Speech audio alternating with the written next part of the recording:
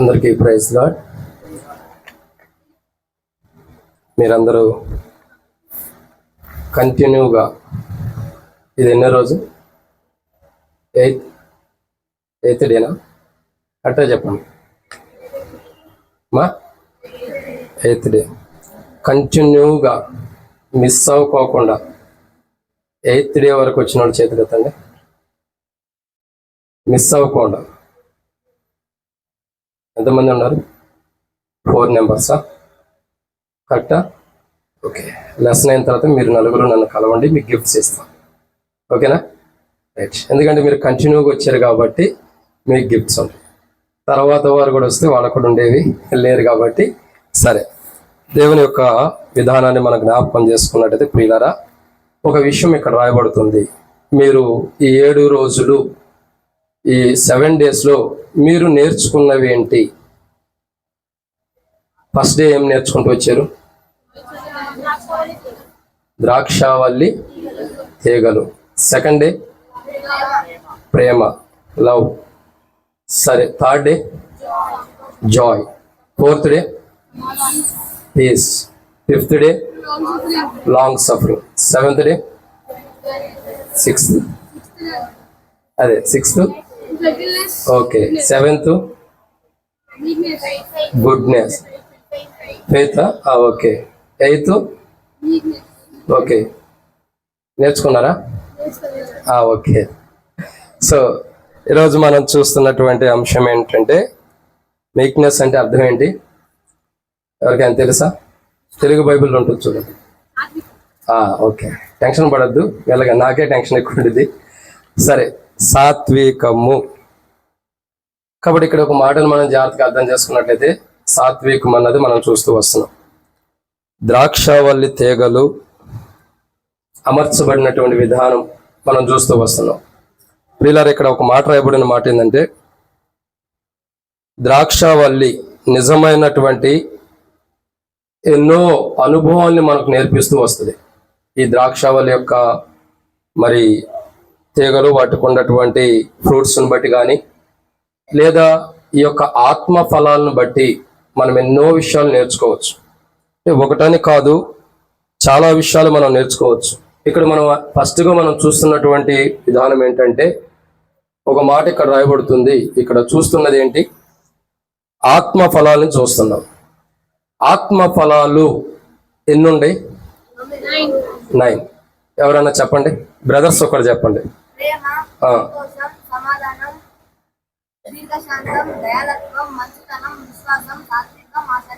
Right. Sisters ఎవరైనా చెబుతారా? చెప్పండి అమ్మా, పర్లేదు.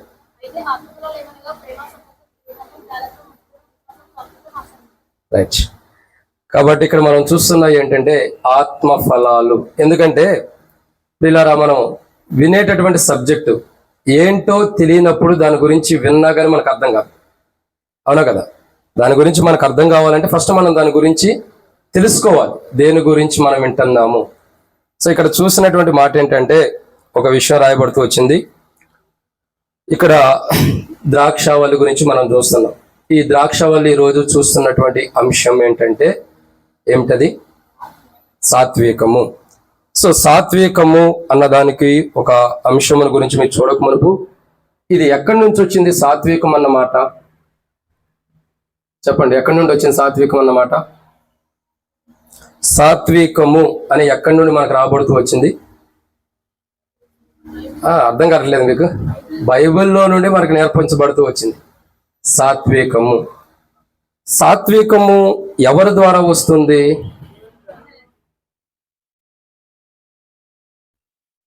ఎవరి ద్వారా వస్తుంది?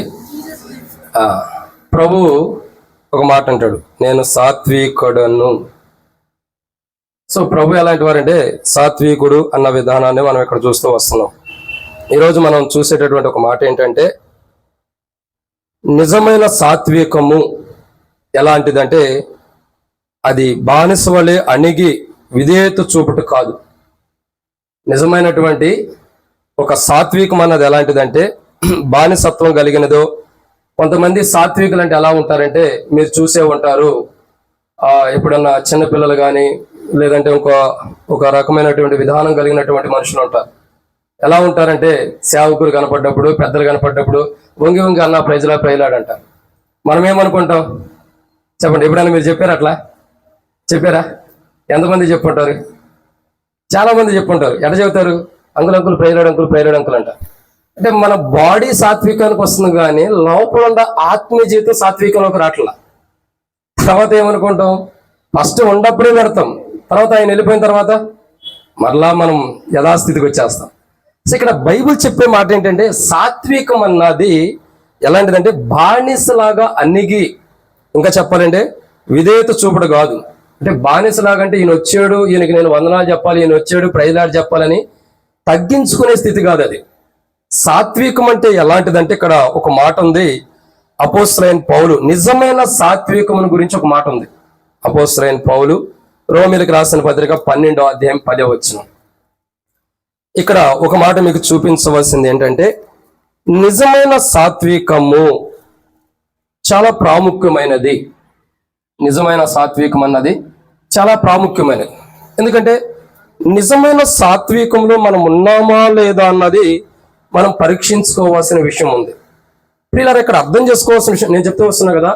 సాత్వికం అంటే మనిషి కనబడ్డాడని, ఎవరైనా ఒక వ్యక్తి కనబడితే అతనికి ప్రైజ్లాడు చెప్పాలి అని చెప్పటం బానిసత్వం.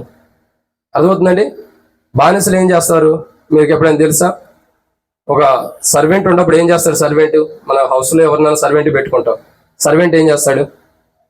మనం ఛాయ్ తీసుకురామంటే ఛాయ్ తీసుకొస్తాడు, అవును కదా? టిఫిన్ తీసుకురామంటే టిఫిన్ తీసుకొస్తాడు, ఇది ప్రిపేర్ చేయమంటే అది చేస్తాడు.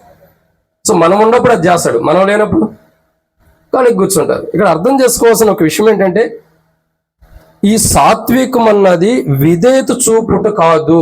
అంటే ఎట్లాంటి విధేయత? అణిగినటువంటి విధేయత కాదు, నిజమైనటువంటి విధానంలో ఉండాలి సాత్వికం అంటే. అది ఎలా ఉండాలంటే నిజమైన సాత్వికం గురించి అపోస్తలుడైన పౌలు రోమీయులకు రాసిన పత్రిక 12వ అధ్యాయము 10వ వచనంలో ఒక మాట అంటాడు. అపోస్తలుడైన పౌలు రోమీయులకు రాసినటువంటి పత్రిక 12వ అధ్యాయం 10వ వచనం.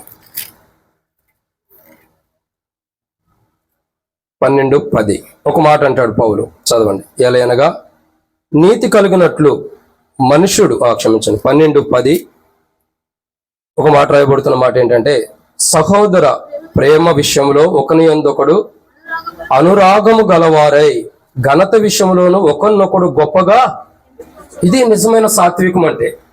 సాత్వికం అంటే అర్థం ఏంటంటే ఎవరికి వారు ఏం చేస్తూ ఉండాలంటే అపోస్తలుడైన పౌలు అంటున్నాడు కదా 12వ అధ్యాయం రోమీయులకు రాసిన పత్రిక 10వ వచనంలో ఒకరినొకడు గొప్పగా ఎంచుకోవాలంట. ఎలా ఎంచుకోవాలా? ఒకరినొకరు గొప్పగా ఎంచుకోవాలి. అంటే ఎవరిని కూడా తగ్గించే స్థితిలోకి రాకూడదు, ఎవరిని కూడా తగ్గించకూడదు. సాత్వికము అన్నది అర్థం ఏంటంటే కొన్నిసార్లు మనం ఏం చేస్తామంటే ఇప్పుడు బాగుండాడు అనుకోండి, ఇతను ఏమంటాము? అతను దేవుందన్నా సరిగ్గా చదవడు, స్కూల్లో మంచిగా మార్కులు రావు, వేస్ట్ ఫెలో అంటాం. అంటే నేను కాదు, ఇంకొకరు సిస్టర్స్ ఉంటారు అనుకో, ఆమెను కూడా అట్లాగ అంటారు. అంటే అర్థం ఏంటి? మనం ఒకరినొకరు గణపరిచే కోణంలో ఏమవుతున్నామంటే ఒకరినొకరు తగ్గిస్తున్నాం. సో తగ్గించడం ద్వారా అది సాత్విక యొక్క అనుభవంలోకి రావట్లా. అర్థమవుతుందండి? ఎవరైనా సేవకులు వచ్చినా, పెద్దలు వచ్చినా, ఎవరైనా వచ్చినప్పుడు మనం వంగి నమస్కరించేది నిజమైన సాత్వికం కాదు. అది దేహానికి సంబంధించి. ఆత్మీయమైన సాత్వికం ఏంటంటే అపోస్తలుడైన పౌలు రోమీయులకు రాస్తూ 12వ అధ్యాయం 10వ వచనంలో అంటాడు ఘనత విషయంలో ఒకరినొకడు ఏమంటాడు? ఘనత విషయంలో ఒకరినొకడు గొప్పగా ఎంచుకోవాలంట. అంటే ఎవరినెవరు తగ్గించుకోకూడదు. సో ఈరోజు మన స్థితిగతులు ఎలా ఉండాలంటే మనం సాత్వికంలోకి వచ్చామంటే ఏదో ఇట్లా వచ్చి అంకుల్ ప్రైజ్లాడు, అన్న ప్రైజ్లాడు అనేది కాదు. నిజమైన సాత్వికం ఏంటంటే ఆత్మానుసారంగా తగ్గించుకుని ఎదుటి వ్యక్తిని హెచ్చించడమే నిజమైన సాత్వికం. అర్థమవుతుందండి? మనం తగ్గించుకోవాలి. అందుకే బైబిల్ అంటుంది కదా, తనను తాను తగ్గించుకున్నవాడు హెచ్చించబడు. సో సాత్వికం అన్నది ఎలాంటిదంటే భౌతికమైన విధానంలో కనబడే దానికంటే కూడా ఇది ఆత్మఫలాలు కాబట్టి ఆత్మానుసారంగా అర్థం చేసుకోవాల్సిన విషయం ఏంటంటే మనం ఇన్సైడ్ ఎలా ఉండాలంటే ఎంతో సాత్వికంతో ఉండాలి. అర్థమవుతుందండి? అది ఒకరినొకరు మనం గొప్పగా ఎంచుకునే దాంట్లో ఉండేది. ఇంకో మాట అంటాడు అపోస్తలుడైన పౌలు ఎఫెసీయులకు రాసిన పత్రిక 4వ అధ్యాయం 2వ వచనంలో ఇంకో మాట అంటాడు పౌలు. అపోస్తలుడైన పౌలు ఎఫెసీయులకు రాసిన పత్రిక 4వ అధ్యాయం 2వ వచనం. అపోస్తలుడైన పౌలు ఎఫెసీయులకు రాసిన పత్రిక 4వ అధ్యాయం 2వ వచనం. 1-2 కలిసి ఉండి చదవండి. కాబట్టి మీరు సమాధానము బంధము చేత ఆత్మ కలిగించు ఐక్యమును కాపాడుకొనుటయందు శ్రద్ధ కలిగిన వారే ప్రేమతో ఒకరినొకడు సహించుకోండి. కాబట్టి ఇక్కడ రాయబడినటువంటి మాట ఏంటంటే ఇదే మాట మనం చెప్తున్నాడు పౌలు కూడా. అపోస్తలుడైన పౌలు రోమీయులకు రాసిన పత్రిక 12వ అధ్యాయం 10వ వచనంలో, అపోస్తలుడైన పౌలు ఎఫెసీయులకు రాసిన పత్రిక 4వ అధ్యాయం మొదటి 2 వచనాల్లో కూడా రాయబడిన మాట ఏంటంటే ఒకే విషయం కనబడుతుంది. మనం తగ్గించుకోవాలా, ప్రేమను కనపరుచుకుంటూ ఉంటే దాంట్లో నుండి సాత్వికం బయటకు వస్తుంది. దానిలో నుండి సాత్వికం అన్నది బయటకు వచ్చింది. ఇంకేమంటాడంటే ఇంకో మాట ఇక్కడ చూద్దారండి. సామెతల గ్రంథం 16వ అధ్యాయం 32వ వచనం. సామెతల గ్రంథం 16వ అధ్యాయము 32వ వచనంలో ఇంకో మాట, పరాక్రమశాలి కంటే దీర్ఘశాంతం గలవాడు శ్రేష్ఠుడు, పట్టణము పట్టుకుని వాని కంటే తన మనస్సును స్వాధీనపరుచుకునేవాడు శ్రేష్ఠుడు. సాత్వికుడు అన్నది అర్థం ఏంటంటే పిల్లరా, మొదటి నుంచి నేను చెప్తున్న మాట ఏంటంటే భౌతికమైన విధానం కాదు, కంపల్సరీ అది ఉండాల్సిందే మనకి. దానికంటే కూడా ఆత్మ సంబంధమైన సాత్వికం అవసరం. ఎందుకంటే ఆత్మ సంబంధమైన సాత్వికంలో నుండి ఒకరినొకరు గణపరుచుకున్న కోణం ఉంటుంది. ఆత్మ సంబంధమైనటువంటి సాత్వికంలో నుండి ఒకరి ఎడలో ఒకరు ప్రేమ కనపరుచుకున్నది ఉంటుంది. ఆత్మ సంబంధమైన సాత్వికంలో ఏముంటుందంటే ఇక్కడ రాయబడిన 3వ మాట ఇక్కడ ఏమని రాయబడుతుంది, తన మనస్సును స్వాధీనపరుచుకుంటాడు. ఏంటి? పరాక్రమశాలి కంటే దీర్ఘశాంతం కలిగిన వాడు శ్రేష్ఠుడు. అంటే దీర్ఘశాంతముతో, ఒక రకంగా చెప్పాలంటే ఓపికతో ఉంటాడు. ఇంకా చెప్పాలంటే ఆ వ్యక్తి జీవితం ఎలాంటిదంటే ఇక్కడ ఒక మాట అంటాడు, ఏమంటాడు తెలుసా, తన మనస్సును స్వాధీనపరుచుకున్నవాడు. నిజంగా సాత్వికుడు అంటే మనం ఈరోజు చూస్తున్నమాట వీక్నెస్. ఈ సాత్వికుడు అంటే అర్థం ఏంటంటే, ఒకటి నాకు మతిమరిపు ఉంది, అది మొదట మీకు చెబుతున్నా, గుర్తుపెట్టుకోండి. నేను మధ్యలో అడుగుతుంటే మీరు చెప్పండి, మా సంఘంలో కూడా అడుగుతా ఉంటా. ఒకటి మొట్టమొదటిగా సాత్వికుడు అంటే ఎలా ఉంటున్నాడు చెప్పాలి. ఆత్మ సంబంధమైన సాత్వికుడు. భౌతికమైన సాత్వికుడు ఎట్లా ఉంటున్నాడు? నువ్వు నుంచి అయ్యా నిలబడు, నేనేం కట్టను తిట్టను. సాత్వికుడు అంటే భౌతికమైన సాత్వికుడు ఎలా ఉంటాడు చూపించు. ఇక్కడికి రా, నేను ఎలా చూపించాను చూపించు. ఇట్రా, ఏం పర్లా చూపించు. భౌతికమైన సాత్వికుడు ఎలా ఉంటాడు అంటే శరీర సంబంధమైన సాత్వికుడు చూపించు, వాళ్ళకి చూపించు, నాకు కాదు. ఎట్లా? ఎవరు ఎదురు చెబుతాడు? పెద్దవాళ్ళు ఎదుట, సేవకులు ఎదుట. భౌతికమైన సాత్వికుడు ఎలా చెబుతాడు? బ్రదర్ కొద్దిగా టెన్షన్ పడ్డాడు, ఒక సిస్టర్ చెబుతారు. ఎవరైనా చెప్తారా? సరే, నాకు భయమే లేదు అన్నవాడు చేతులు ఎత్తండి. ధైర్యంగా చెప్పగలను అన్నవాళ్ళు. సరే పాప, మధ్యలో ఉండవు పాపను, మీరు ఇటు రామ్మా, నువ్వు వెళ్ళిపోవచ్చు. సరే, మీరు వచ్చండి, ఉంచండి. కొద్దిగా లెసన్ ఒక 5 minutes అటు ఇటు అయింది, ఏమనుకోవద్దు. నువ్వు నుంచమ్మా, నువ్వు కరెక్ట్గా చెప్పు. భౌతికమైన సాత్వికుడు ఎలా ఉంటాడు? సాత్వికురాలు ఇప్పుడు నువ్వు చెప్పాల్సింది. భౌతికమైన సాత్వికురాలు ఎలా ఉంటుంది? ఇలా భౌతికమైన సాత్వికురాలు ఉంటుంది. సాత్వికుడు ఎలా ఉంటాడు, సాత్వికురాలు ఎలా ఉంటుంది, భౌతికమైన వారు. సరే, నువ్వు వెళ్ళి కూర్చోండి, ఏమనుకోవాక, మంచి పాప కాబట్టి నీకే చెప్పు. కాబట్టి ఆత్మ సంబంధమైన వారు ఎలా ఉంటారు? 1 ప్రేమ కలిగి ఉంటారు, 2 ఒకరినొకరు ఘనంగా ఎంచుకుంటారు, 3 ఇక్కడ రాయబడిన సామెతల గ్రంథం చూసినట్లు దీర్ఘశాంతంతో ఓపికతో ఉంటాడు, 4వదిగా తన జీవితం ఏం కనబడుతుందంటే ఇక్కడ ప్రియులారా, తన మనస్సును స్వాధీనపరుచుకుంటాడు. మనస్సును స్వాధీనపరచుకోవడం అంటే, నేను ఇంకా మెసేజ్లోకి వెళ్ళా, ఇంట్రడక్షన్ మీకు ఇస్తుంది. మనస్సును స్వాధీనపరచుకోవడం అంటే అర్థం ఏంటో చెప్పమంటారా? ఇప్పుడు ఎగ్జాంపుల్, ఈ బాటిల్ నాకు అవసరం, కానీ మనస్సు లాగుతూ ఉండేది. అన్న దగ్గర ఆ బాటిల్ ఉంది కదా, నాకుంటే బాగుండేది, నాకు కావాలని లాగుతూ ఉండేది. సో మనం ఏం చేయాలా? ఇది వద్దు మనకి, అది అతనిది కాబట్టి అతనిదే, మనకొద్దు. బైబిల్ ఏముంది? పొరుగు అనేది ఆశించకూడదు. మన మనస్సు ఎలా ఉంటుందంటే ఆశించే కోణలు ఉంటుంది. కానీ మనస్సును ఏం చేయాలా? మనస్సు అంటే ఇంగ్లీష్లో ఏమంటారు చెప్పండి? హార్ట్. ఇంకా సరే, ఇక్కడ అర్థం చేసుకోవాల్సిన కోణం ఏంటంటే ప్రియులారా, ఇది స్వాధీనపరచుకోవాలి. స్వాధీనపరచుకోవడం అంటే ఎలా? ఇప్పుడు మీకు ఎగ్జాంపుల్ చెప్తా, ఒక మాట చూడండి. నా దగ్గర ఈ ఇమేజెస్ లేవు, కానీ ఇంట్రడక్షన్ కాబట్టి అవి ఇమేజెస్ దీంట్లో లేవు, నేను చెప్తున్నా. ఎగ్జాంపుల్, ఈ యొక్క ఫోన్ చూడాలి, పూట ఇప్పుడు వాకింగ్ చెబుతున్నా, ఈ మెసేజ్ చూడాలి, ఇటు చూడాలి అనిపించింది. లేదా వాట్సాప్ ఏదైనా ఫోన్ వచ్చింది అనుకోండి, మనం ఇంకా తెలియగలవాళ్ళం. ఎంత తెలియగలవాళ్ళం అంటే సైలెంట్లో పెట్టము, ఆన్ చేసి పెట్టము, వైబ్రేషన్లో పెడతాం. ఏ మెసేజ్ వచ్చినా టక్కమని మనకు సౌండ్ వచ్చింది కదా, జర్రమని సౌండ్ వచ్చింది. అది రాగానే ఏం చేస్తాం, ఆ సేవకుడు కానీ ఎవరైనా వాక్యం చెప్పిన దాన్ని పక్కన పెట్టి ఈ ఫోన్ ఎట్లా చూస్తాం. అంటే మన మనస్సు ఏంటంటే ఫస్ట్ దాన్ని లాగుతుంది. అర్థమవుతుందండి? అంటే మనం దేనికి స్వాధీనం అవుతున్నాము? చెప్పే వర్తమానానికో వినే మైండ్కో కాదు. దేనికి స్వాధీనం అవుతున్నాం? సో ఇక్కడున్న ఫోన్కి స్వాధీనం అయిపోతున్నాం. సో బైబిల్ చెప్పే మాట ఏంటంటే తన మనసును స్వాధీనపరచుకోవాలి. ఎలా? ఇది వస్తే వచ్చింది, ఇప్పుడు కాబట్టి తర్వాత అయినా చూసుకోవచ్చు. ఫస్ట్ దేవుని వాక్యం కావాలి నాకు, ఫస్ట్ దేవుని మాటలు కావాలి, ఫస్ట్ ప్రభు చెప్పేటటువంటి మాటలు నాకు అవసరం, ప్రభు వాక్యం నాకు అవసరం, నేను ఆత్మఫలాలుగా ఫలించాలి అని ఎప్పుడైతే మనకు ఉంటుందో అప్పుడు ఏం చేస్తామంటే మన మనసు ఆ మూడిటి మీదకి వెళ్తుంది. ఏ మూడు? ఫస్ట్ ఎవరు? నువ్వు ఇంకా అక్కడే ఉండవు. ఫస్ట్ ఎవరు? యేసు ప్రభు వారు. సెకండ్ ఎవరు? దేవుని వాక్యం. థర్డ్ ఎవరు? ఆత్మీయ జీవితం. ఈ మనసును స్వాధీనపరచుకోవడం ద్వారా ఈ మూడిట్లో మనం ఉంటాం. సో ఈ మూడిట్లో మీకు లోకం ఎక్కడన్నా కనపడుతుందా? పాపం ఎక్కడన్నా కనపడుతుందా? అపవిత్రత ఎక్కడన్నా ఉందా? మరి తన మనసు ఎక్కడ ఉంటుంది? ఇప్పుడు చెప్పండి, తన మనసు ఎక్కడ ఉంటుంది? పూర్తిగా దేవుని మీద ఆధారపడి ఉంటుంది. ఇప్పుడు చెప్పండి, మనం ఎలా ఉంటున్నాం? చెప్పగలుగుతారు ఎవరైనా? మనం ఎలా ఉంటున్నాం? ఎందుకంటే ప్రియులారా, ఇక్కడ ఒక మాట అర్థం చేసుకోండి. మీ దగ్గర వాచ్ ఉంది ఎవరి దగ్గర? నాకే ఉంది. టైం నాకు లేదు ఇక్కడ త్వరగా ముగించడానికి. కాబట్టి ఇక్కడ ఒక మాట అర్థం చేసుకోవాల్సిన విషయం ఏంటంటే ఇది ఇంపార్టెంట్. మన జీవితంలో మన మనసును మనం స్వాధీనపరచుకోవాలి. మన మనసును ఏం చేయాలా?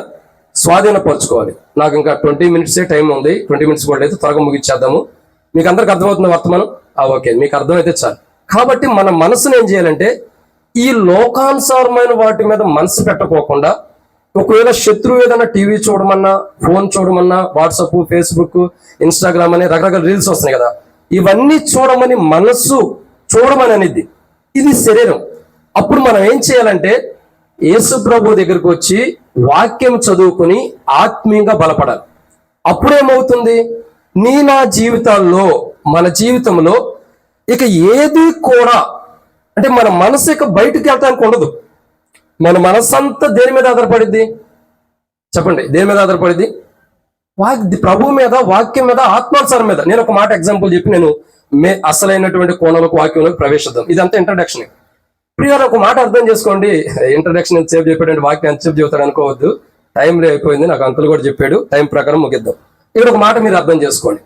భక్త్ సింగ్ గారికి నేను తిమోతి అంకుల్ దగ్గర ట్రైనింగ్ లో ఉన్నాము. తిమోతి అంకుల్, కోడి అంకుల్ దగ్గరే వాళ్ళ ఇంట్లోనే పెరుగుతూ వచ్చాం. రోజు తిమోతి అంకుల్ ఒక కోణంలో ఒక చోట వర్తమానంలో చెప్తున్నప్పుడు కానీ లేదా పర్టికులర్గా ఎట్లా చెప్పడం గుర్తులేదు కానీ చెప్పాడు.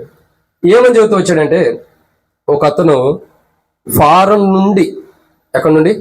ఫారెన్ నుండి ఒక కారు అంకుల్ కొరకు కొని దాన్ని ఫ్లైట్లో తీసుకుని హెబ్రోన్ వరకు తీసుకొచ్చాడు. మీలో ఎంతమందికి హెబ్రోన్ చేయండి? హెబ్రోన్ తెలుసా? ఓకే, అంటే కొందరు తెలియదు హెబ్రోన్. సరే, తెలుసుకోండి. Golconda cross road Hebron. సరే, హెబ్రోన్ తీసుకొచ్చి భక్త్ సింగ్ గారికి ఇచ్చి, అయా బ్రదర్, ఇది దేవుడు మీకు ఇమ్మని నాతో మాట్లాడాడు, సో కాబట్టి ఇది నీకు ఇస్తున్నానని భక్త్ సింగ్ గారికి ఇవ్వడానికి వచ్చినప్పుడు భక్త్ సింగ్ గారు దాన్ని రిజెక్ట్ చేశాడు. ఏం చేశాడు? రిజెక్ట్ చేశాడు. నాకు వద్దు, ఇది ప్రభు మాట్లాడలేదు, నేను తీసుకోనని చెప్పి అన్నాడు. సహజంగా ఇప్పుడు నాలాంటి సేవకుడు ఉన్నాడు అనుకోండి, ఏమనిపించింది? అరే, కారు లేదు కదా, దేవుడే పంపించాడేమో అనుకుంటాం. అంటే మేమేమో ఆశించేవాళ్ళం. ఆ దైవజనుడు అట్లాంటాడు కాదు, ఆయన ప్రభువుని ఆశించాడు. ఏంటి ప్రభు అని ఆయన అడిగినప్పుడు దేవుని చిత్తం లేదు అది. ఆయన అక్కడ అమౌంట్ పెట్టి ఒక కారు ఒక 5 లక్షలు ఉందనుకోండి, 5 లక్షలు పెట్టి ఆడ కొని ఈయనకు తీసుకురావడం 10 లక్షలు అయింది. ఫ్లైట్లో తీసాడు ఎగ్జాంపుల్. అంటే మొత్తం ఎంత అయినట్టు? 15 lakhs. కొన్నదానికంటే డబుల్ అయింది ఛార్జీ. అయినా నాకొద్దు, ఇది దేవుని చిత్తం కాదు.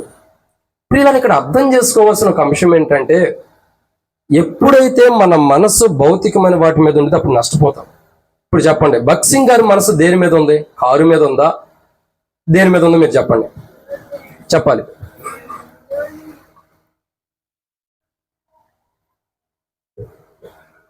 దేవుని మీద ఉంది, ప్రభు మీద, ప్రభు వాక్యం మీద, ఆత్మానుసారంగా.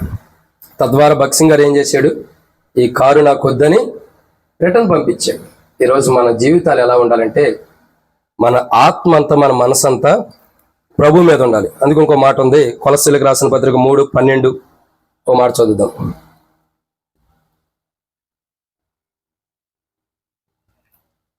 కొలస్సీ 3:12.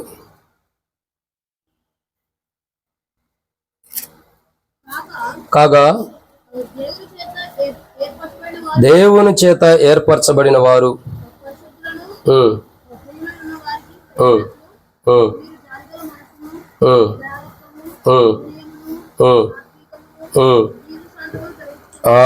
ఎలా ఉండాలా?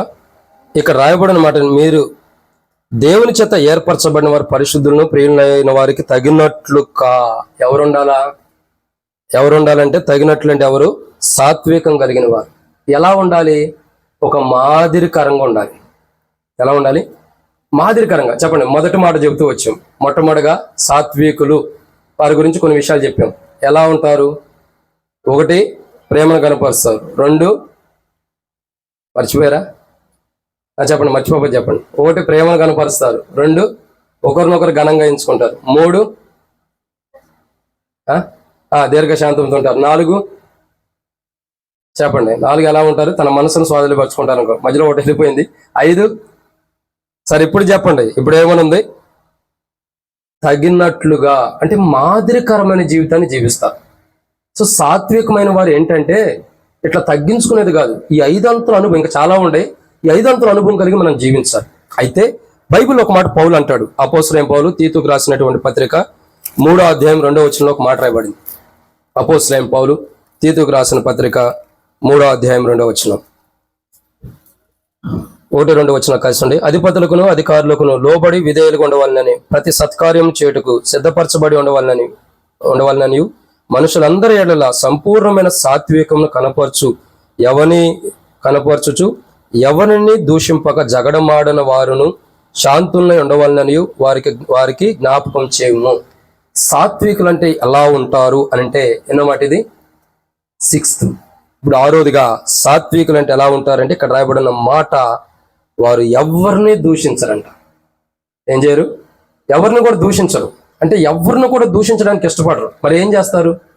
ఎవరిని కూడా దూషించడానికి ఇష్టపడిన వాళ్ళు ఏం చేస్తారంటే అందరినీ ప్రేమించడానికి ఇష్టపడతారు, దూషించడానికి ఇష్టపడరు. మనం ఎవరినో దూషిస్తున్నామంటే నువ్వు అట్లుండవు, నువ్వు ఇట్లుండవు అని చెప్పి ఏదో ఒకటి దూషిస్తున్నావు అనుకోండి, అది సాత్వికానికి సంబంధించింది కాదు అది.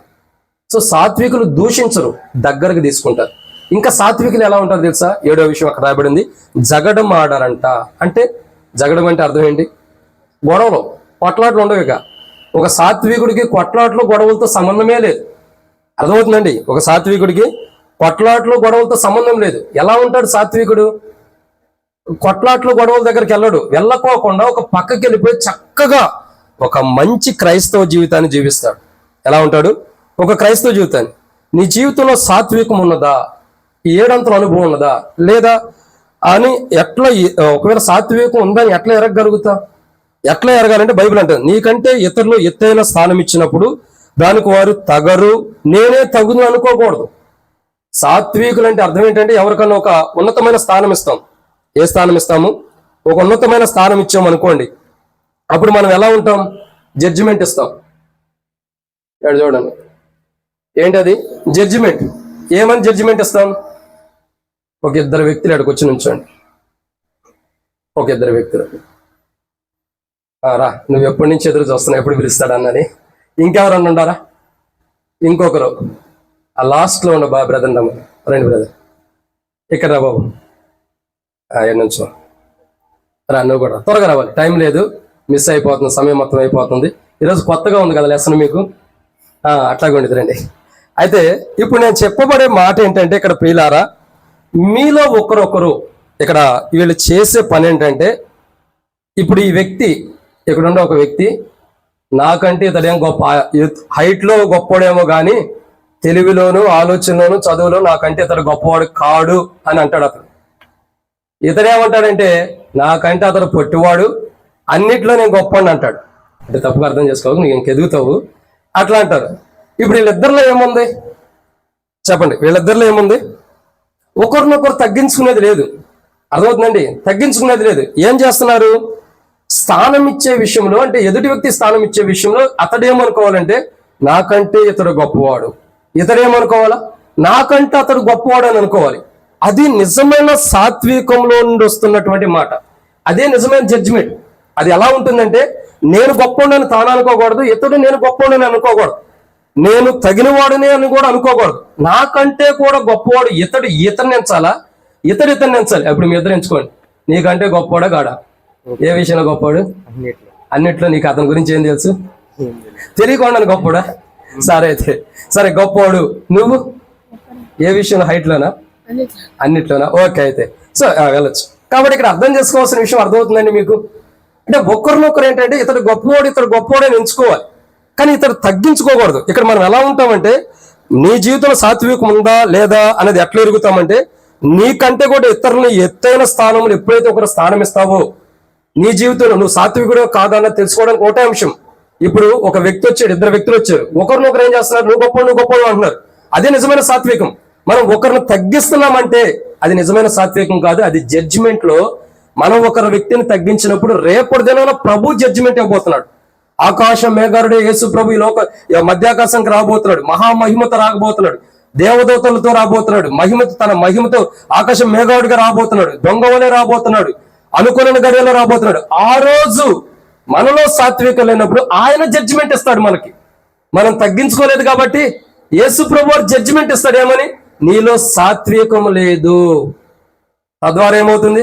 సాత్వికం లేని జీవితం నువ్వు జీవించావు. ఒకరికంటే నువ్వు హెచ్చించుకున్నావు, కానీ ఒకరిని నువ్వు హెచ్చించిన అనుభవం లేదు, ఒకరు నువ్వు గణపరిచిన అనుభవం లేదు. నేనే గొప్పవాడి, నేనే బాగా చదువుతా, నేనే మంచి హోదాలో ఉండా, మంచి పొజిషన్ ఉండా, మా డాడీ గొప్పవాడు, మమ్మీ గొప్పది, మంచి ధనం ఉంది, ఆస్తి ఉంది, కారు ఉంది, డబ్బు ఉందని మనం హెచ్చించుకోవడం, ఇది జడ్జిమెంట్. ఈ జడ్జిమెంట్ మనం చేసుకుంటాం కాబట్టి మనం చేసిన జడ్జిమెంట్ కొరకు రేపటి దినం తీర్పు యేసు ప్రభు తీర్చబోతున్నాడు. ఈ తీర్పు ఏడుందో తెలుసా? ఈ భూమి మీద, ఈ సియోన్లో లేదండి. మధ్యాకాశం. ఈ ఆకాశం కావాలంటే ఇంకా పైకి వెళ్ళాలి, అక్కడ జడ్జిమెంట్ ఉంది. అక్కడ మన బలహీనతలు, మన సాత్వికం లేకపోవడం ద్వారా తీర్పు తెచ్చుకునే కంటే ఇక్కడే మనం ఏం చేయాలా? ప్రభా, అక్కడ మధ్యాకాశంలోకి తీర్పు వచ్చే కంటే, అక్కడ నేను తీర్పు పొందే కంటే, అక్కడ నేను నష్టపోయే కంటే, సాత్వికం లేక నేను నష్టపోయే కంటే ఇక్కడే సరి చేసుకుంటున్నానని, ఇక్కడే జడ్జిమెంట్ మన హృదయంలో మనం సరి చేసుకోవాలి. మన హృదయానికి మనమే జడ్జిమెంట్ ఇవ్వాలి. ఏమని? లేదు, నువ్వు ఎదుటి వ్యక్తిని హెచ్చించలేదు, లేదు, ఎదుటి వ్యక్తులను గణపరచలేదు. హృదయం అన్నిటికంటే మోసకరమైనది బైబిల్ అంటుంది. ఎదుటి వ్యక్తిని హెచ్చించుకోకుండా, నాకు ఇప్పుడు ఇంత వాక్యం చెప్పినా వెళ్ళిపోయిన తర్వాత మళ్ళీ ఇదే స్టార్ట్ అయ్యి, హృదయం మోసకరమైనది. ఏంటి తెలుసా? మనలో ఉన్న హృదయము ఎదుటి వ్యక్తిని హెచ్చించుకోకుండా ఆపేది. కానీ మనం ఏం చేయాలా? హృదయం మోసకరమైనది అని ఎరిగి మన హృదయానికి మనమే జడ్జిమెంట్ తీసుకోవాలి. నువ్వు ఎట్లా చెబుతావు? అతను నాకంటే గొప్పోడు, నువ్వు ఎట్లా అంటావని మన హృదయానికి మనం జడ్జిమెంట్ తీసుకున్నప్పుడు ఖచ్చితంగా మనకి ప్రభు దగ్గర జడ్జిమెంట్ ఉండదు, బహుమానం ఉండదు మన సాత్వికాన్ని బట్టి. లేదారా? సాత్వికులు ధన్యులు. ఉందా లేదా? వారు ఏం చేయబడుతున్నారు అక్క? చూడండి, సాత్వికులు ధన్యులు ఓదార్చబడుతున్నారు. ఒక దినాన ఈ లోకంలో సాత్వికుడు ఉండటం ద్వారా ప్రభు రాజ్యంలో, ఇక్కడ ఓదార్చబడతా, ప్రభు రాజ్యంలో కూడా నీకు ఓదార్పు, దేవుని రాజ్యంలో నీకు స్థానం ఉంది. ఇక్కడ జడ్జిమెంట్ మనం ఎవరికి తీర్చకూడదు. ఒక వ్యక్తి మన కొరకు ఉన్నాడు, ఆయనే ప్రభు యేసు ప్రభు వారు. ఆయన లేఖన భాగాల ప్రకారం మన కొరకై ఆయన గ్రంథంలో లిఖించబడి మనం ఎంత సాత్వికమో కాదన్నది, దాన్ని బట్టి జడ్జిమెంట్ ఉంది. మనం ఎవరికి జడ్జిమెంట్ తీయకూడదు. మనం ఏం చేయాలా? ఒకరినొకరు గొప్పగా ఎంచాలి. నాకంటే అక్క గొప్పది, నాకంటే అన్న గొప్పవాడని ఎంచుకోవాలి, కానీ నాకంటే తక్కువడని ఎంచకూడదు. ఇది ఒక మాట.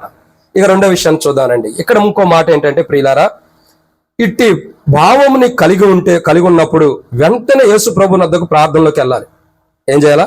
ఇట్టి అనుభవం నీకున్నప్పుడు నువ్వు చేయాల్సింది ఏంటంటే, ఒక ప్రార్థన జీవితం అవసరం.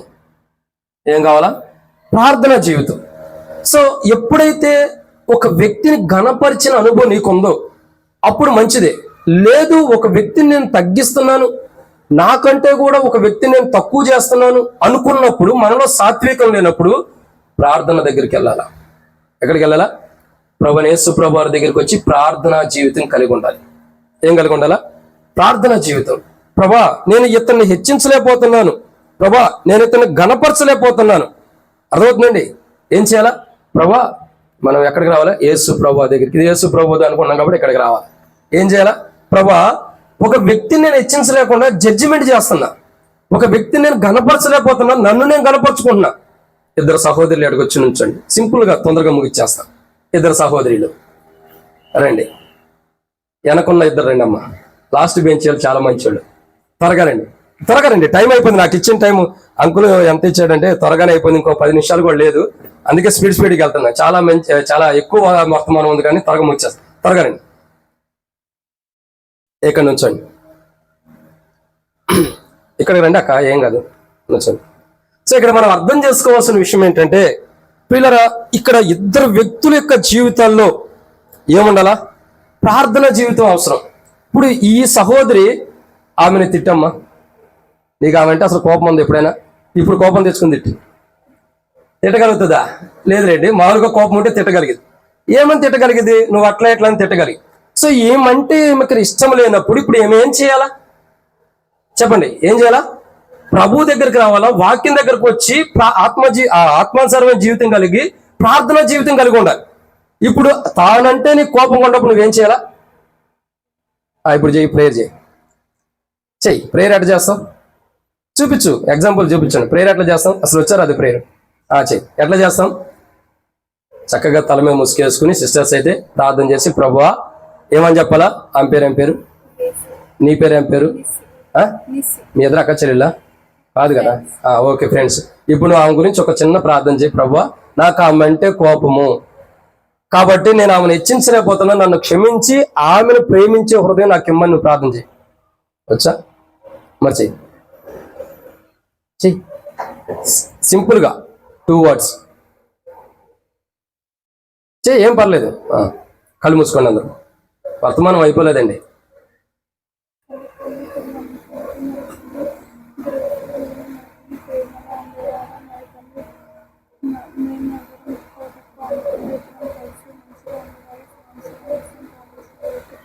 ఆమేన్.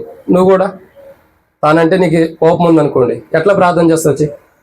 దేవా ఆమె స్కూల్ ఫెయిల్ అయిపోవాలి, స్కూల్లో దేవా ఆమెకి కాలు ఎరగాలి, అన్నీ చేయొద్దు. ఎట్లా చేయాలి ప్రార్థన? ప్రభువా ఆమె అంటే నాకు ఇష్టం లేదు, ఆమెను ప్రేమించే హృదయం నాకు ఇమ్మని ప్రార్థన చెయ్యి.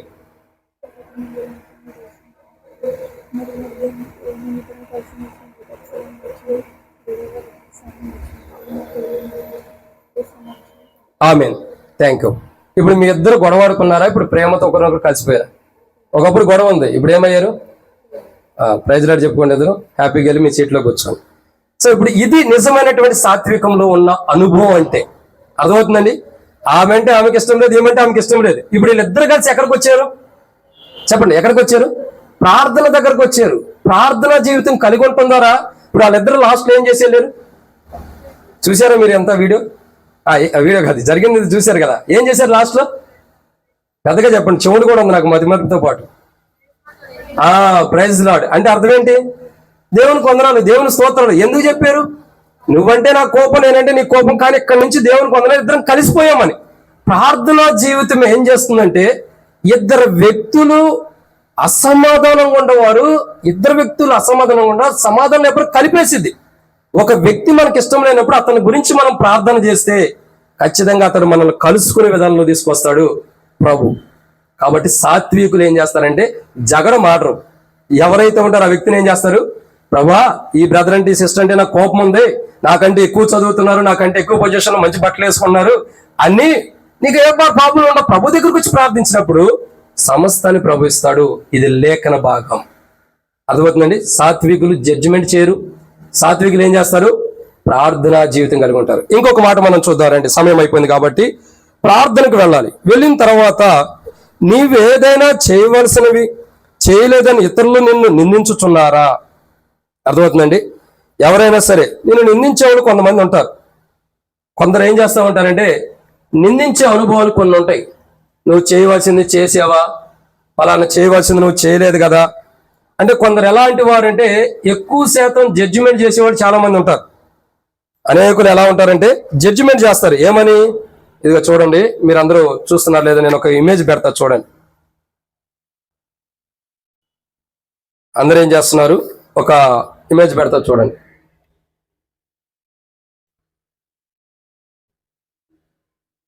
ఏం చేస్తున్నారు? నిందించేవారు ఉంటారు. ఇంకా మీకు అక్కడ పెడితే అర్థం కాదు, ఇక్కడ చూపిస్తా చూడండి. ఏం చేస్తున్నారు? నిందిస్తున్నారు. ఏమని నిందిస్తున్నారు? ఏమని నిందిస్తారంటే నువ్వు అట్లా ఉండవు, ఇట్లా ఉండవు, నువ్వు ఏదైనా చేయవలసింది చేయలేదని ఇతరులని నిందిస్తారు. నువ్వు ఇలా లేవు, ఇలా ఉండవు, ఇలా చేస్తున్నావు అని నిందించేవారు ఉంటారు. సో నిందించేవారు ఉన్నప్పుడు మన జీవితాలు ఎలా ఉండాలంటే, ఇట్లు జరిగినప్పుడు, అంటే ఒక వ్యక్తి నిన్ను నిందిస్తున్నప్పుడు జరిగినప్పుడు నువ్వు ఎట్లా ఉండాలంటే దానిని తెలుసుకుందు, అంటే తెలుసుకోవాలి.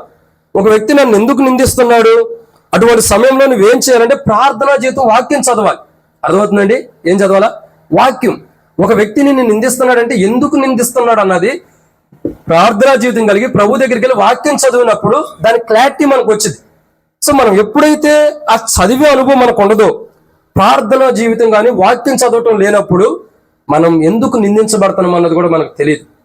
అర్థమవుతుందండి? ఎందుకు నిందించబడతాం అన్నది కూడా మనకు తెలీదు. చాలా మంది యొక్క జీవితాలు ఎలా ఉంటాయంటే, ప్రభు యొక్క దాసుడును మరి అట్టి వారిని సాత్వికతో శిక్షించును, జగడమాడక అందరిలో సాధువుగాను బోధించు సమర్థుడుగాను కీడును సహించేవాడుగాను ఉండవాలని రాయబడి ఉన్నది అపోస్తలుడైన పౌలు తిమోతిలకు రాసిన 2వ పత్రిక 2వ అధ్యాయము 24-25 వచనాల్లో. మనం ఎలా ఉండాలా? సమయం ఉన్నదాన్ని బట్టి వాక్యం చదువుకోవాలి, కానీ సాత్వికంతో ఉండాలి, కానీ శిక్షించకూడదు, జగడమాడకూడదు, అందరిలో సాధువుని బోధించాలండి. అంటే మన జీవితం ఎలా ఉండాలంటే, మనం ఎదుటి వ్యక్తిని ఏలుపెట్టి చూపించకూడదు. సెకండ్, మనం ఏం చేయాలి? మనల్ని ఎవరైనా చూపిస్తున్నప్పుడు మనం ప్రార్థన జీవితం ప్రభు దగ్గరకు వచ్చి వాక్యం చదువుకోవాలి. అప్పుడు ఆత్మీయ స్థితిలో ఉన్న సాత్వికం ఏమైంది? మనలోకి వచ్చేసింది. ఏముంటుందండి? ఈ సాత్వికం అన్నది మనలో ఉంటుంది. కాబట్టి ప్రియులారా, ఇక్కడ మనం అర్థం చేసుకోవాల్సిన ఒక అంశం ఏంటంటే,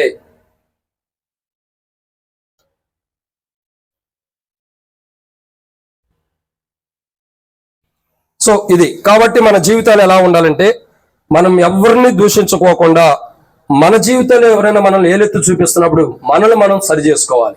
అర్థమవుతుందండి? ఎదుటి వ్యక్తి వైపు మనం ఏలు చూపించుకోకుండా మనల్ని మనం సరి చేసుకోవటం అనేది ప్రాముఖ్యత. ఇది బైబిల్లో రాయబడుతున్నది. సాత్వికము ఈ కార్డులో నుండి రాయబడుతున్నటువంటి విధానం ఇది. ఈ సాత్వికం అనేది ఇక్కడ అంటించబడింది చూడండి, మేక్నెస్ కనబడుతుందా మీకు? సో ఇది మనకు అవసరం. ఒక వ్యక్తి మన వైపు ఏలు చూపించడం, మనం ఎవరి వైపు కూడా ఏలు చూపించకూడదు. సాత్వికం అన్నది మనకి ప్రాముఖ్యంగా అవసరం. మనకి ఇది మనం చూస్తున్న అంశం. మరొక కోణంలో చూసినట్లయితే, నీవు లోకపు విషయములలో పాలు పొందలేదని లోకస్తులతో కలవనని స్నేహితులతో ఎగతాళి చేస్తున్నావా? అంటే కొందరు ఎలా ఉండారంటే, లోకస్తులతో కలిసి, ఎవరితో? లోకస్తులతో కలిసి కొంతమంది ఎగతాళి చేసేవాళ్ళు ఉంటారు. కనబడుతుందండి? ఎగతాళి చేసేవాళ్ళు కొంతమంది ఉంటారు. ఓ నువ్వు అట్ట ఇట్ట, అక్కట్టుంది అక్కట్టుంది అన్నట్టు ఉండడు. అట్లా నేనేమంటానంటే, నీవు శోధింపబడి వారితో కలవకూడదు. శోధనలో జయించుటకు లోకస్తులు ఎలా ఉంటారంటే, ఇక్కడ ఏం కనపడుతుంది మీకు? మీ చేతులకు ఉంటే చెప్పొద్దండి. ఏడేముంది చెప్పండి, ఏముంది? లోకస్తులు అంటే ఎలా ఉండరు? ఇక్కడ కనపడతలేదా మీకు? సరే ఇక్కడ చూడండి ఎలా ఉంది చెప్పండి. మీరే పెద్దగా చెప్పండి, సిస్టర్స్ బాగా చెప్పగలుగుతారు. చెప్పండి. బ్యాంగిల్స్, ఇంకా రింగు, ఇంకా ఇంకేముంది? అన్నీ ఉంటాయి. నెయిల్ పాలిష్ ఉంటాయి, ఇంకా మామూలుగా మనిషి బొమ్మ పెడితేనే లిప్టిక్లు అన్నీ ఉంటాయి. కానీ ఇక్కడ ఏముంది? ఇది లోకం. ఈ లోకంతో మనం కలవకూడదు. సాత్వికుడు లోకానికి వ్యత్యాసుడు. సాత్వికుడు లోకంతో కలవడు. బైబిల్ ఉంది, పౌలుకు మాట అంటారు, లోకము నాకును నాకు లోకమును సిలువ వేయబడి ఉంది. ఒక సాత్వికుడు వీటన్నిటి విషయాల్లో సిలువ వేయబడతాడు. వీటన్నిటి విషయాల్లో సిలువ వేయబడతాడు సాత్వికుడు. అంటే అన్ని విషయాల్లో చనిపోయి ఉంటాడు. అన్ని విషయాల్లో చనిపోయి ఉంటాడు. నాకు 3 కుమార్తెలు, ఇక్కడే కింద ఉంటారు. నా 3 కుమార్తెల్లో మా మావయ్య గారు ఒకప్పుడు ఏమన్నారంటే, బంధువులు అందరూ కూడా, అయ్యా పాపకి చెవులు కుట్టిద్దాము లేదా రకరకాలు చేపిద్దాం అన్నారు. నేను ఒకటే చెప్పా, యెహోవా ఇలాగిచ్చాడు దేవుడు, ఇలాగే మనం వెళ్ళాలి. ఏమొద్దు చెవులు కుట్టిటాలు, బ్యాంగిల్స్ చేయటాలు, ఈ తలకి ఈ పెట్టుకోవటాలు అవి పెట్టుకోవడం ఏమొద్దు. ఎందుకంటే 3 కూతుర్ని కూడా ఒక మాదిరికరంగా పెంచాలన్నది నా క్రైస్తవ జీవితం. ఎందుకంటే సేవకుడు కాబట్టి. మనం ఎలా ఉండాలంటే, ఒక సేవకుడే కాదు, సేవకుడు కుటుంబాలే కాదు, అందరం కూడా ఎలా ఉండాలా? ఈ కోణంలో మనం జీవించాలి. ఏ కోణంలో? ఒక మాదిరికరమైన విధానంలో. లోకస్తులు నిన్ను ప్రేరేపిస్తారు, స్నేహితులు వస్తారు, మెహందీ పెట్టుకో, చేతులకు ఇయ్యేసుకో, రింగ్స్ పెట్టుకో, అది పెట్టుకో, బ్రదర్స్కి అయితే కాళ్ళకు తాళ్ళు కట్టుకో, చేతులకు ఇది కట్టుకో, రబ్బర్ బ్యాండ్ పెట్టుకో, ఆడవాళ్ళలాగా ఇది ఏవే అంటారు కదా, దాన్ని ఏమంటారట, హెయిర్ బ్యాండ్ పెట్టుకో. ఈ మగపిల్లలు కూడా చాలా మంది ఇలా ఉన్నారు, తయారైపోయి. ఇదే ఉపదేశకాండంలో చెప్పే ఉంది, మగవాళ్ళు ఆడవాళ్ళుగా, ఆడవాళ్ళు మగవాళ్ళు తయారవుతారు. లోకం వద్దు. సాత్వికుడికి లోకంతో సంబంధం లేదు. ఈ రోజు కూర్చున్న నా జీవితాల్లో మనం లోకంలాగా ఆ బ్యాంగిల్స్ కానీ ఏదంటారు కదా నెయిల్ పాలిష్ కానీ రకరకాల విధానాలు మనం కలిగి ఉన్నామంటే నేను చెప్పే మాట మీకు బాధగా ఉండొచ్చేమో కానీ బైబిల్ ప్రకారం అది లోకం. సాత్వికుడికి దానికి సంబంధం ఉండదు. అవన్నీ మనలో ఉండి అంటే మనం సాత్వికులం కాము. అర్థమవుతుందండి? అవన్నీ మనలో ఉండి అంటే సాత్వికులం కాము. మరి ఏమై ఉన్నాం? సాత్వికులం కానప్పుడు, దీనత్వం లేనప్పుడు దానికి ఆపోజిట్ ఉండట్టే. ఒక సాత్వికుడు ఈ లోకాన్ని విడిచిపెడతాడు. ఇవన్నీ లోకం. అర్థమవుతుందండి? లోకము, దాని ఆశలు గతించిపోతున్నాయి, శరీరాశలు ఇవన్నీ. కాబట్టి ఇవన్నీ కూడా సాత్వికుడికి ఉండవు. ఒకరు శోధిస్తారు నీ స్నేహితులు, అమ్మ ఇది పెట్టుకుని క్రైస్తవురాలకి ఏమైంది, ఎవరు చోట్ల చర్చి పాస్టర్ చోట్ల, పెద్దల చోట్ల, ఆంటీ వాళ్ళ చోట్ల, ఎవరు అంకుల వాళ్ళ చోట్లేదు కదా, పెట్టుకో కొద్దిసేపే కదా అని శోధిస్తారు. శోధించబడిన ప్రభువారు శోధించబడ్డాడు. శోధించబడిన పాపంలో పడ్డాడు ప్రభువారు? శోధించబడిన ఆయన తప్పు చేశాడా? అది మాదిరికరమైన జీవితం అంటే. శోధిస్తారు, లోకమే శోధించేది. సాత్వికుడు వాటిలో జాగ్రత్తగా ఉంటాడు. ఇది జాగ్రత్త మన అవసరమైంది. ఎందుకంటే అనేకుల్ని శోధించినప్పుడు నువ్వు ఎలా ఉండాలంటే, శోధనను జయించుటకు శక్తినిమ్మని ప్రభువుని అడగాలంటే ప్రార్థన జీవితం ఉండాలి. ప్రభా, ఈ లోకస్తులు నన్ను వచ్చి అంటే వెంబడిస్తున్నారు, నా స్నేహితులు, నా బంధువులు, నా కుటుంబీకులే నన్ను ఇలా బాధిస్తున్నారు, నేను వీటిని జయించాలి. ఈ లోకంలో ఉన్న వాటిని అన్నిటిని కూడా నేను జయించాలి ప్రభా. నేను నమ్మకస్తుడిగా ఉండాలి. నమ్మకమైన దేవుడు నమ్మదగిన వాడు కనుక మీరు సహించగలిగిన వాటికంటే ఎక్కువ తీసుకురాలేదు కాబట్టి, అంటే మనం సహించగలిగిన వాటికంటే ఎక్కువ ఆయన తీసుకురాడు, సహించగలిగినవే తీసుకొస్తాడు. కాబట్టి ప్రభా, నేను ఇది జయించాలి, నాకు శక్తిని ప్రభాని ప్రార్థన చేసుకోవాలి. ప్రియులారా, మన జీవితంలో మనం లోకాన్ని అంట పెట్టుకోకూడదు, లోకం నుండి విడుదల పొందాలి. సమయం అయిపోయిందా? కాబట్టి ఇది ఇంపార్టెంట్ మాట. ఇంకా కొన్ని ఇమేజెస్ మీకు చూపించి నేను ముగిచ్చేస్తాను. కాబట్టి ఇక్కడ అర్థం చేసుకోవాల్సిన విషయం ఏంటంటే, శోధింపనీయకుండా సహింపగలిగిన దానికంటే కూడా ఎక్కువ శోధన మనకు రాదు కాబట్టి దాని కొరకు మనం ప్రార్థన చేయాలి. 1 కొరింథీయులకు రాసిన పత్రిక 10:13 రాయబడుతూ వచ్చింది, నీవు సాత్వికమును యేసు ప్రభువుని వద్ద నేర్చుకోనగలవు. సాత్వికం అన్నది యేసు ప్రభువుని వద్ద నేర్చుకోనగలం. ఎందుకంటే శోధింపబడనీయకుండా అతను మాత్రమే కాపాడగలడు. అది మనకు అక్కడ కనపడుతుంది. కాబట్టి మనము సాత్వికం అన్నది ప్రభు దగ్గర నేర్చుకోగలుగుతాం. సాత్వికుడు దీన మనసు గలవాడును, నా కాడి ఎత్తుకొనుడి అని బైబిల్ రాయబడుతూ వచ్చింది మత్తయి సువార్త 11:29. మనం ఏం చేయాలో? సాత్వికులు ఏం చేస్తారు చెప్పండి? సాత్వికులు ఏం చేస్తారంటే వారి జీవితాల్లో ఎన్నుండ కాడిని ఎత్తుకోవడానికి ఇష్టపడతారు. ఏ కాడి అది? సిలువ. ఇక్కడ లేదు కానీ సరే బైబిల్ ఎందుకండి సిలువను ఎత్తుకోవడానికి ఇష్టపడతారు. ఎందుకు? సిలువ అంటే అర్థం ఏంటో తెలుసా? శ్రమలు, లోకం అంతా చనిపోవటం, పాపం చనిపోవటం, సమస్తం కూడా చనిపోయింది. ఇక నేను కాదు జీవించువాడును. పౌలేమన్నాడు? ఇక నేను కాదు జీవించువాడును, క్రీస్తే నా యందు. చెప్పండి, ఎవరు జీవిస్తున్నారు? క్రీస్తే. ఇప్పుడు అర్థం చేసుకోవాల్సిన విషయం ఏంటంటే, ఎప్పుడైతే మనల్ని మనం సిలువ వేసుకుంటామో, ఎట్లా ఉన్నది కదా సిలువ, ఎప్పుడైతే మన జీవితాన్ని, పాపం జీవితాన్ని, లోకపు జీవితాన్ని ఇలా సిలువ వేసుకుంటామో, ఇక మనం కాదు జీవించేది, ఇక జీవించువాడు నేను కాదు, నా యందు క్రీస్తే. ఎప్పుడైతే మన యందు క్రీస్తు జీవిస్తాడో అప్పుడు మనం సాత్వికులుగా ఉండగలుగుతాం. ఎలా ఉండగలుగుతాం? సాత్వికులుగా. సో ఇక్కడ బైబిల్ చెప్పే మాట, మనం ప్రభు కాడి ఎత్తుకోవాలి. ఏమెత్తుకోవాలా? ప్రభు కాడి. ప్రభు కాడి మోయటానికి ఇష్టపడాలి. ప్రభు కాడి మోయాలంటే మనం ఏం చేయాలా? మొదట మనం ప్రభు బిడ్డలం కావాలి. ప్రభు బిడ్డలం కావాలంటే మనం ఏం చేయాలా? ప్రభు, నేను పాపిని, నా పాపాలు క్షమించని ఒప్పుకోవాలి. ఏదైతే అబద్ధాలు ఆడుతున్నామో, ఏదైతే మోసం చేస్తున్నామో, ఏదైతే దొంగతనం ఉందో, ఏదైతే అపవిత్రమైన ఆలోచనలు ఉన్నాయో, ఏవైతే టీవీ, సినిమాలు, సీరియల్స్, ఇంకా రకరకాల విషయాల్లో కూరుకుపోయి ఉన్నామో, ఏవైతే పాపంలో పడిపోయి ఉన్నామో వాటన్నిటిని కూడా ప్రభు దగ్గర తీసుకురావాలి. ప్రభా, మొదట నేను నీ వాడిని అవ్వాలి. నీ వాడిని అయిన తర్వాత, నీ వాడిని అవ్వాలంటే ఎలా ఉండాలి?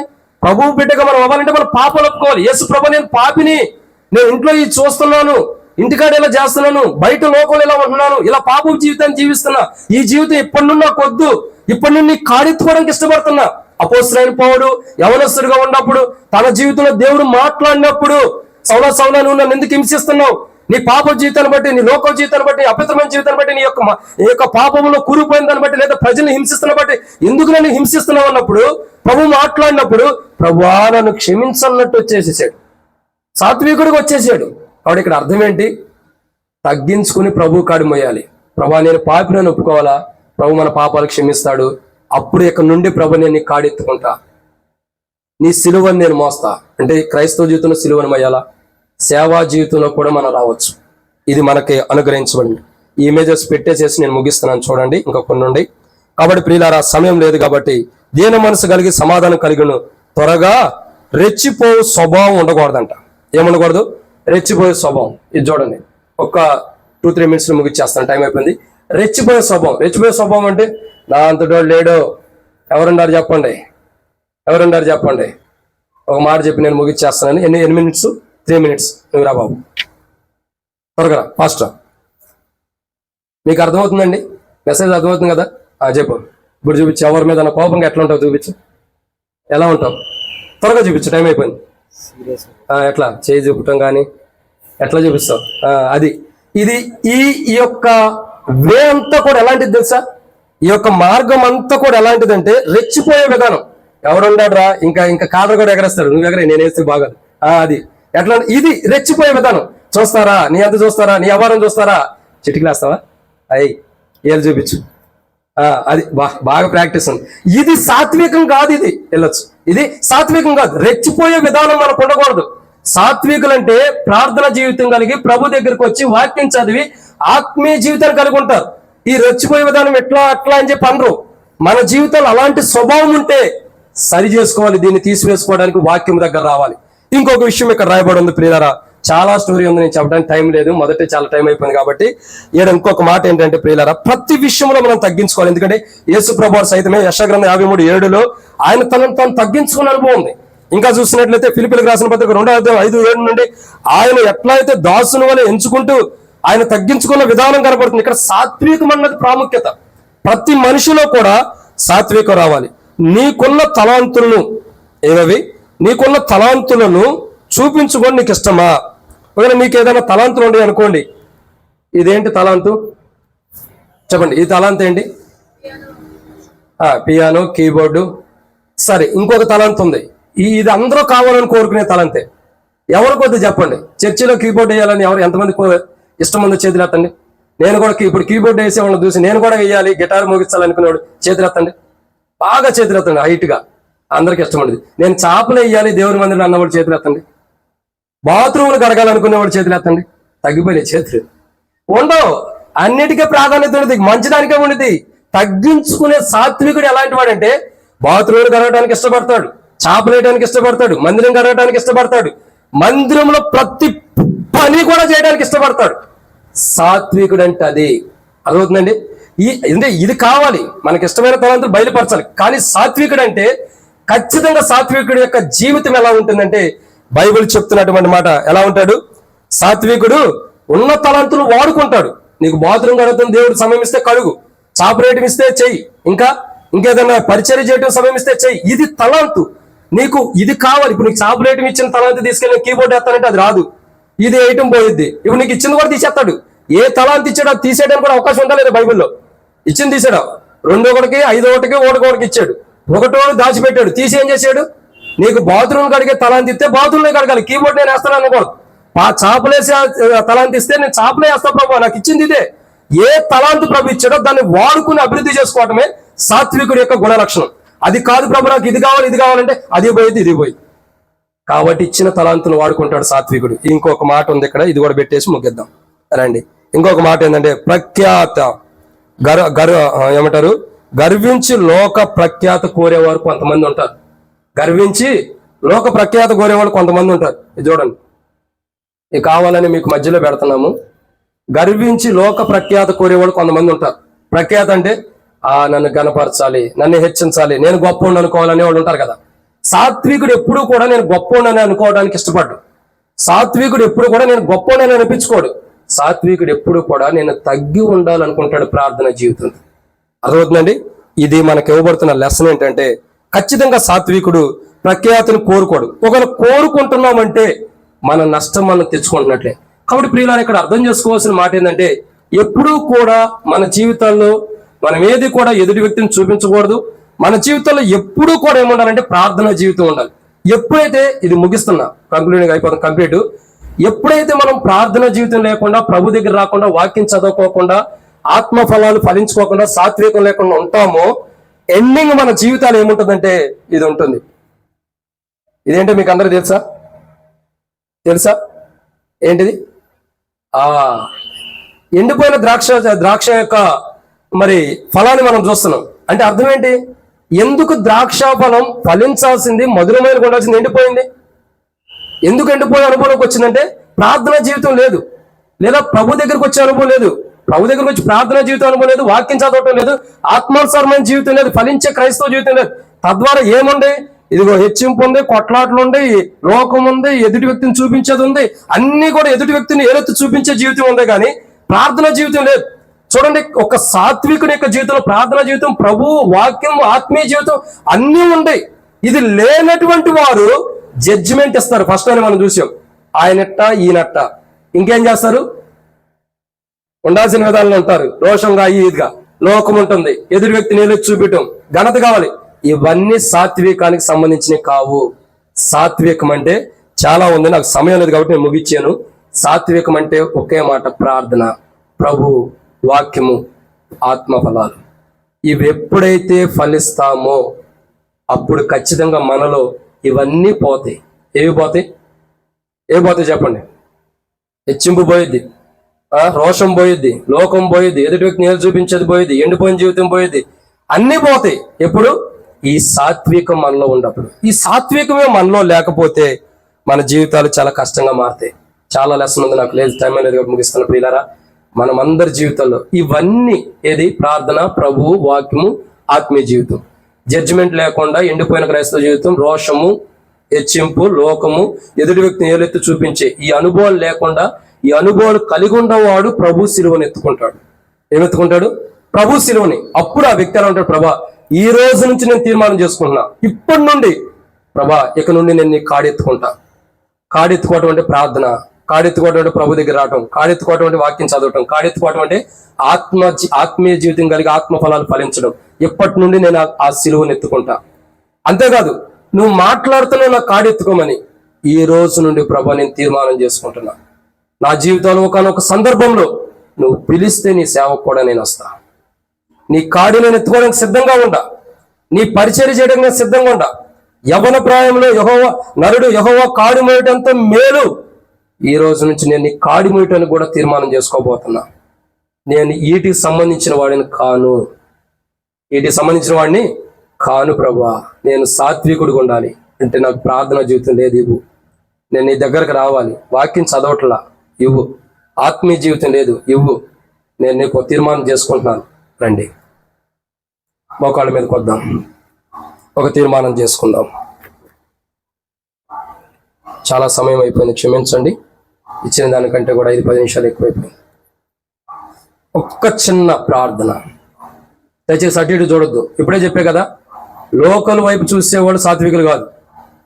వెనక ఆంటీ వాళ్ళు ఉండారా లేరా, మా మమ్మీ ఉందా లేదనుకోవద్దు. ఒకటే ప్రార్థన, కళ్ళు మూసుకుందాం. ఎవరిని అటు ఇటు చూడొద్దు. సాత్వికులు అసలు పక్కకే చూడరు. ప్రార్థన. ప్రేమ కలిగిన తండ్రి, పరిశుద్ధుడైన దేవా, ప్రభువైన యేసుక్రీస్తు ప్రభువారి యొక్క పరిశుద్ధమైన నామమును బట్టి వందనాలు.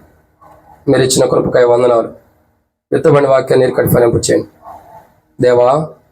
మా జీవితాలని జ్ఞాపకం చేసుకోండి. సాత్వికం నాలో లేదు, నేను సాత్వికుడిగా ఉండలేకపోతున్నా, సాత్వికుడిగా ఫలించలేకపోతున్నా. సాత్వికుడిగా లేకపోవడం కారణం ప్రార్థనా జీవితం లేదు, ప్రభు దగ్గరికి రాలేకపోతున్నా, వాక్యం చదవలేకపోతున్నా, ఆత్మీయ జీవితం లేదు. కాబట్టి ఎండిపోయిన ద్రాక్షావల్లి వలె ఉండా. ఎందుకంటే ప్రభు నాలో సాత్వికం లేకపోవటాన్ని బట్టే ఇవన్నీ జరుగుతున్నాయి. సాత్వికం లేకపోవటం ద్వారా నేను ప్రభు మరి మీ దగ్గర రాకపోవటం, ప్రార్థన జీవితం లేదు, వాక్యం లేదు. తద్వారా నాలో కోపం వస్తుంది, నాలో ద్వేషం వస్తుంది, నన్ను నేను హెచ్చించుకునే జీవితం వస్తుంది, ఇతరులను నిందించే జీవితం వస్తుంది, లోకం నాలో ప్రవేశిస్తుంది. నాకు ఇవి వద్దు ప్రభా. ఈ రోజు నుండి నేను నీ కాడెత్తుకోవటానికి ఇష్టపడుతున్నా. ఆ కాడే ప్రార్థన, ఆ కాడే మీ దగ్గరకు రావటం, ఆ కాడే వాక్యం చదవటం, ఆ కాడే ఆత్మ ఫలాలు ఫలించడం. అలా ఫలిస్తూ ఇప్పటి నుండి నా జీవితం కావాలి ప్రభు మాదిరికరంగా. నేను అనేకతో జగడాలు పెట్టుకోను, గొడవలు ఆడను, రోషంగా ఉండను, కొట్లాట్లు ఉండను. ఇక నుండి ఇప్పటి వరకు ఉన్న నా జీవితాన్ని క్షమించండి. నా పాపాలు క్షమించి, నా జీవితాన్ని క్షమించి, నాలో ఉన్న కోపం, పాపం, ద్వేషం, అసూయ, లోకము, టీవీ, సీరియల్స్, సెల్ ఫోన్లు, అపవిత్రమైన వీడియోస్ అన్ని తీసివేయండి. ఈ రోజు నుండి సాత్వికుడిగా నేను జీవించాలని ఇష్టపడుతున్నట్టు ఈ సాత్వికమైన జీవితం నాకు ఇవ్వండి ప్రభువా. యేసు ప్రభువు నాకు ఇవ్వండి అని ఎవరైనా అడుగుతుంటే మీ కుడి హస్తం మీ తలగన పైకెత్తుంచని మీకోసం ప్రార్థన చేస్తాం. తల కంటే పైగా సహోదరులారా, యేసు ప్రభు వారు మీకు సాత్వికమైన జీవితాన్ని ఇచ్చిన కాక తల కంటే పైకి ఎత్తండి. నాకు సాత్వికమైన జీవితం కావాలి. డిసిషన్ కార్డ్స్ ఉంటే ఇవ్వండి. నాకు సాత్వికమైన జీవితం కావాలి. సహోదరులారా, మీకందరికీ ప్రభు సాత్వికమైన జీవితం ఇచ్చింది కాక. సహోదరులారా, అటు ఇటు చూడదమ్మా, సాత్వికులు అటు ఇటు చూడరు. సహోదరులారా, యేసు ప్రభు మీకు సాత్వికమైన జీవితాన్ని ఇచ్చిన గాక. సాత్వికమైన జీవితం ప్రభు మీకు అనుగ్రహించిన గాక. సాత్వికమైన జీవితం ఇవ్వకోకుండా శత్రువు అడ్డగిస్తాడు. ఆ జీవితం నువ్వు పొందొద్దు. నువ్వు ఇంకా యవనస్తుడివి, యవనస్తురాలివి, ఇంకా నీకు చాలా వయసు ఉంది. ఇప్పుడే తీర్మానం చేసుకోవద్దు. ఇప్పుడే తీర్మానం చేసుకుంటే నష్టపోతామని సాతాను నీ హృదయంలో ప్రేరేపించి అడ్డగిస్తూ ఉంటే సాతానుని కూడా తొలగించేసుకో. హృదయం అన్నిటికంటే మోసకరమైనది. సాతాను మన హృదయంలో చేరి మనల్ని అడ్డగిస్తాడు. ప్రభు, నన్ను అడ్డగించే సాతాను నుంచి నాకు విడుదల ఇచ్చి నేను సాత్వికుడిగా ఉండాలి. ప్రార్థన జీవితం మీ దగ్గరకు రావాలి, వాక్యం చదవాలి, ఆత్మఫలాలు ఫలించాలి. ఆ ఫలించే జీవితం నాకు కావాలని ప్రభా నాకు అది ఇమ్మని అడుగుతుంటే మీ కుడి హస్తం ఇంకా తలగన్న పైకెత్తుంచండి. మీకు ఒక కార్డు ఇస్తాము. ఆ కార్డు మీద నేను సాత్వికుడిగా ఉండాలి, నాకు సాత్వికమైన జీవితం అవసరమని రాసి ఇవ్వండి. మీకోసం ప్రార్థన కూడా చేస్తాం. పెద్దలైన వారు ఉంటారు, అనేక మంది ఉంటారు, ప్రార్థన చేస్తూ వస్తారు. కాబట్టి ఇంటికి వెళ్ళిన తర్వాత కూడా ఇక నుండి ప్రార్థనలో ఇదే ప్రార్థన మనం జీవితం ముగించేంత వరకు కూడా కంటిన్యూగా ఉండాలి. ప్రభా, నేను సాత్వికుడిగా ఉండాలి, సాత్వికమైన జీవితం నాకు ఉండాలి, సాత్వికంగా నేను ఉండాలి. ఆ ప్రార్థన జీవితం, మీ దగ్గరకు వచ్చే జీవితం, ప్రతి అవసరకి మీ దగ్గరికి రావాలి. వాక్యం ఎక్కువ చదవాలి. ప్రతి ఉదయం వాక్యం, ప్రతి రాత్రి వాక్యం, ప్రతి మధ్యాహ్నం వాక్యం చదువుతూ ఉండాలి. నేను త్వరగా ఇంకా ప్రభు నా జీవితంలో ఆత్మఫలాలు నేను ఫలించాలి అని అన్నవాడు మీ కుడి హస్తం తలగాన పైకెత్తించడం కోసం ప్రార్థన చేస్తాను. ఆ కార్డ్స్ ఇది నేను ఆత్మ సాత్వికుడిగా ఉండటానికి అని మాత్రమే తీసుకోండి. ఇంకొక డిసిషన్ కూడా ఉంది. త్వరగా ఇవ్వండి. చేతను తీసుకోండి ఆ కార్డ్స్ త్వరగా. ఇంకొకరు ఎవరైనా ఉంటే ఉండన్న కార్డ్స్ త్వరగా. సిస్టర్స్, చేయొత్తున వారు మీ తలకంటే పైకి ఉంచండమ్మా, కనబడాలి కదా.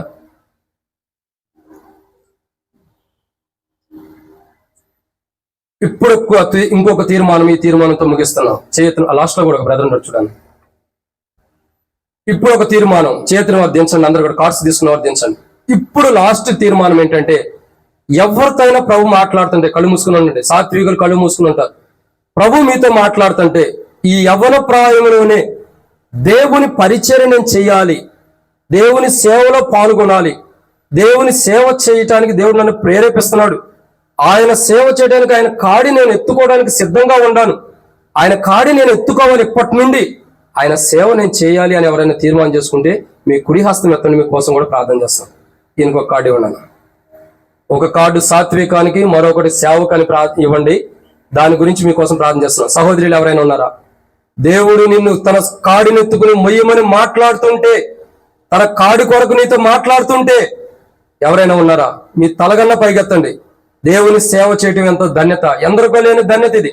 ఈ లోకంలో ఉన్న సెంట్రల్ గవర్నమెంట్, స్టేట్ గవర్నమెంట్ కంటే కూడా శ్రేష్టకరమైన పరలోకపు పౌరసత్వం, పరలోక ప్రభుత్వం ఇది. ఎవరైనా ఉన్నారా? మీ తలకంటే ఎత్తండి. అక్క చేయొత్తండి. ఎవరు ఇక్కడ ఒక పాప ముంగట్లో చేయొత్తినట్లున్నారు. మీకోసం ప్రార్థన చేస్తాం. అంకుల్ రండి.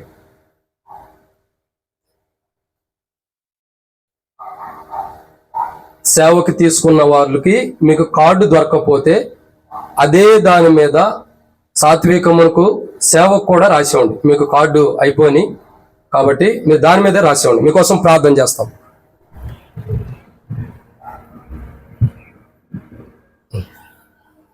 Shall we close our eyes, please? Join your hands. ప్రేమగల ప్రభువా, దగ్గర తండ్రి, కృపంతటి కొరకై వందనాలు. ఇచ్చినటువంటి సమయం కొరకై నీ వందనములు, మాతో మాట్లాడిన విధానం అంతటి కొరకై నీకు స్తోత్రం చెల్లిస్తున్నాం. మేము గ్రూప్స్లో ప్రభావ డివైడ్ కానింటుండగా మీరు మాతో ఉండండి, మమ్మల్ని నడిపించండి. దగ్గర తండ్రి, నీ కొరకై వాడబడి పాత్రలుగా ప్రభావ ఇప్పటి నుండి మేము మాకు సహాయం చేసి నడిపించమని వందనాలు చెల్లించు. క్రీస్తు నామమున వేడుచున్నాం తండ్రి.